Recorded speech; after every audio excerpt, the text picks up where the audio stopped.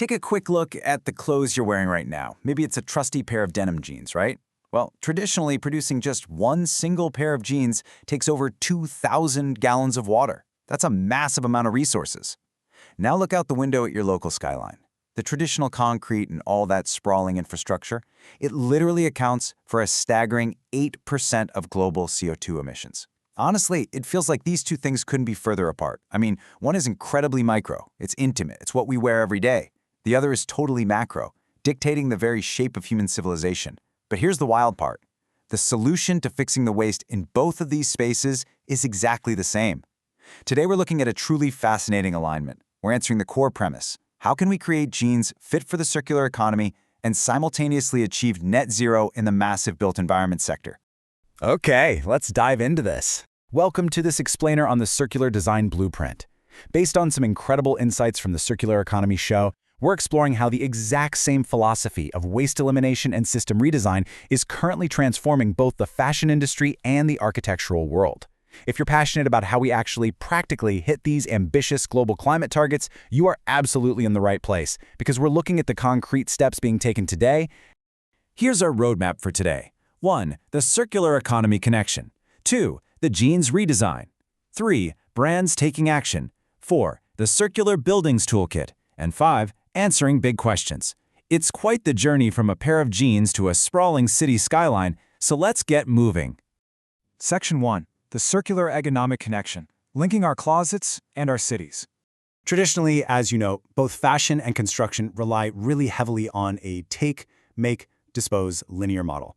So the crucial point is that true circularity and net zero targets mean intentionally designing systems and products to eliminate waste entirely from the very start. It doesn't matter if we're talking about organic cotton dyes in everyday fashion or the massive resource-heavy concrete blocks in built environments. The core definition is unified. It is a total ground-up rethink of how we produce and consume. Moving to Section 2, the jeans redesign, focusing on the micro scale. To really understand how this works in practice, we first consult the fashion leads to map out the current roadblocks. Step 2 is analyzing the actual mechanics of the jeans redesign. And this isn't just some fluffy marketing pivot, guys. It means executing rigorous physical changes. We're talking removing unrecyclable metal rivets, utilizing safe, non-toxic dyes, and ensuring the denim is 100% cellulose-based so it can actually be cleanly disassembled later. Then, Step 3 is the execution, creating circular fit denim that meets these highly technical, super strict, waste-free criteria. Now, what's really interesting about this slide is the core insight from the fashion leads. They point out that untangling the complex supply chain of a single pair of jeans actually creates a replicable blueprint. Think about it. If you can trace and verify the material health, durability, and recyclability of denim all the way down to the literal thread, you have a framework that applies to almost any consumer good. You're structurally overhauling how an entire industry manages its resources. Section 3. Brands taking action, looking at the momentum from Summit 23. Because, this isn't just an academic exercise anymore. We're actually seeing the jeans redesign actively showcased in the real world.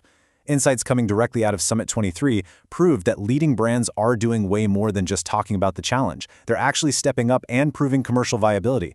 By producing collections that adhere to these strict circular principles, they've demonstrated that making a highly sustainable, recyclable collection doesn't mean sacrificing the bottom line. And that kind of momentum, that is exactly what turns a good idea into a proven, industry-wide standard. Let's move to and see how this builds into our next massive pivot. This momentum proves the micro works, but can it scale?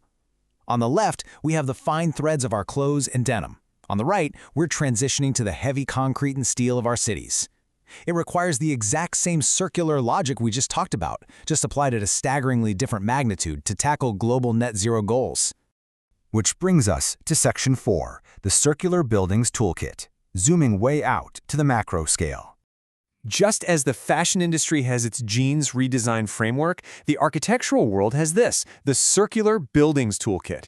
Think of it as the heavy-duty architectural equivalent to the jeans framework. It's a specialized, powerful toolkit specifically designed to help redesign our entire built environment for net zero. Practically speaking, this toolkit offers crucial guidance on strategies like designing for disassembly. What does that mean? Well, architects now plan for reversible joints and mechanical fasteners instead of using permanent glues. It ensures materials can be cleanly extracted and kept in use for far, far longer. And this brilliantly illustrates the specific data breakdown we're looking at.